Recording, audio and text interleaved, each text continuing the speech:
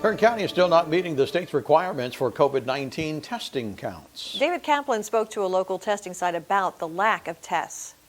ARCPoint Labs of Bakersfield tells me there's several reasons why people are not getting tested. I think testing has declined a little bit because it's not that interesting anymore. A lot of people have tested. It's an uncomfortable test, so you don't want to take the test needlessly. It's not an inexpensive test.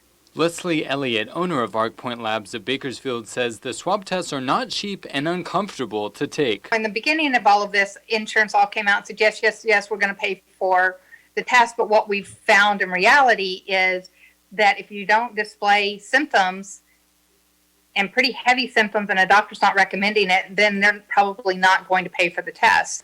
Tuesday at the Kern County Board of Supervisors meeting, Matt Constantine, Director of Public Health Services, says the county needs an additional 680 tests to meet the state's guidelines, something Elliot doesn't understand. If we don't test, we don't get positives for sure, but I think adequate and proper testing makes more sense than just saying we need lots of tests. For me, that was a very arbitrary criteria for the state to put forth. She says the state's guidelines conflict with what the CDC says. Our test requires some reason to test, so you can't just wake up and say, I want to be COVID tested and counted today. The CDC requires some reason for testing. So I believe I was exposed.